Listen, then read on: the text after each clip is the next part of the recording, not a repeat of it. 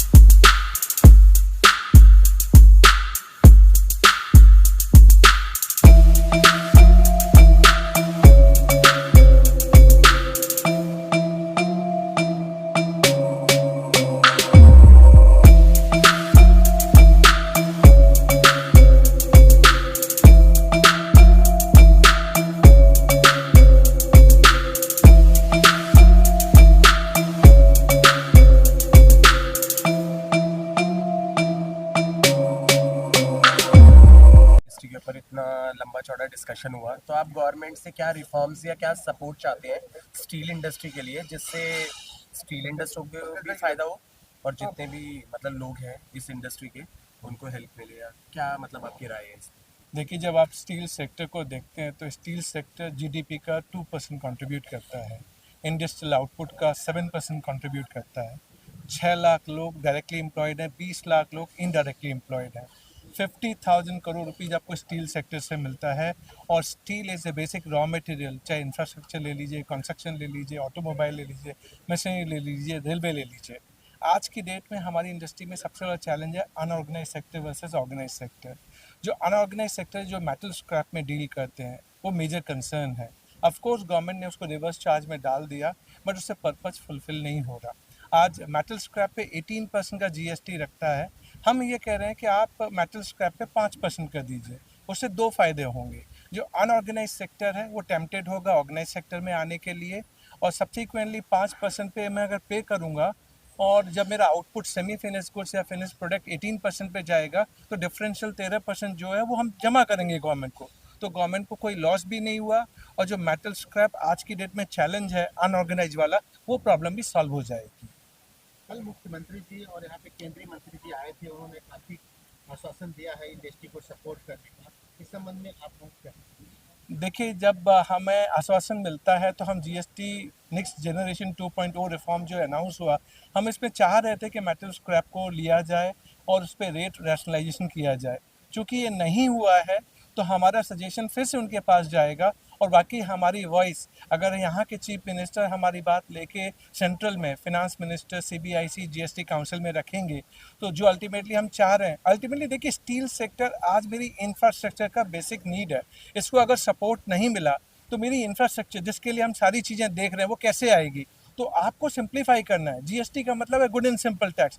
Metal scrap शुरू से problem थी, जब हम एक सजेशन दे रहे हैं जिससे प्रॉब्लम सॉल्व हो सकती है और रेवेन्यू शॉर्टफॉल नहीं होगा क्योंकि आपको वैल्यू एडिशन मिल जा रहा है, तो गवर्नमेंट को सुनना चाहिए हमारी बात। तो सर क्या फाइनेंस मिनिस्ट्री में आपने दिया है क्या प्रपोजल ये सब करने के लिए, जो उसमें फाइनेंस काउंसिल जो बताया जोसेफ साहब ने, वो उसमें मैडम ही फाइनेंस चेयरमैन है फाइनेंस मिनिस्ट्री का, उसमें कंसिडर करके आपको लेटर दिया है? देखिए, ये सजेशन गए हुए थे तो उन्होंने पहला स्टेप लिया था रिवर्स चार्ज का, कि अनरजिस्टर्ड सप्लायर अगर मेटल स्क्रैप सप्लाई करता है रजिस्टर्ड बायर को, तो उस केस में रिवर्स चार्ज लग जाएगा।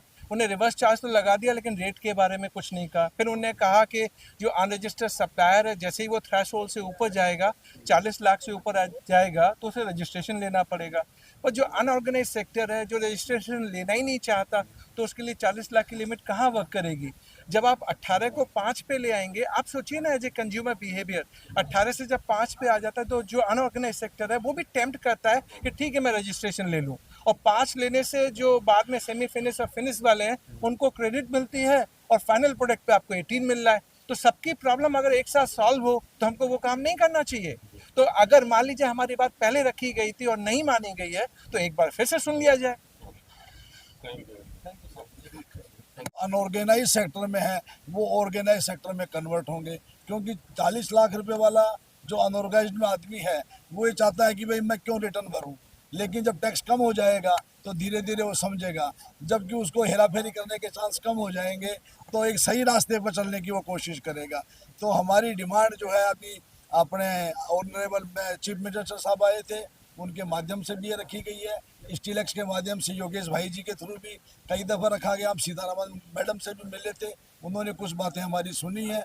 अब इस प्लेटफार्म के माध्यम से योगेश जी दोबारा स्टीलेक्स के माध्यम से वहाँ डिमांड को रखेंगे, और मैं समझता हूँ कि आने वाले जो स्ट्रक्चरल चेंजेस जीएसटी में हो रहे हैं, हमारी बात ज़रूर सुनी जाएगी। और ये उम्मीद करते हैं कि सरकार इस बात को सुन करके, आज सरकार का 65,000 करोड़ रुपया बोगस बिलों के अंदर इन्वॉल्व, और आज हर साल ये बढ़ता जा रहा है, और रिकवरी जो है कोई मुश्किल से 3-4% हो पाती है। इसलिए सरकार इस पर ध्यान देगी, और हमारी जो स्टीलेक्स की, स्टील फर्नेस एसोसिएशन की जो ये दुविधा है, इससे इंडस्ट्री को बाहर निकालेगी, जिससे आने वाले समय में इंडस्ट्री की भी ग्रोथ होगी। कार्यक्रम रहा आपका, इस प्लेटफॉर्म से क्या मैसेज है?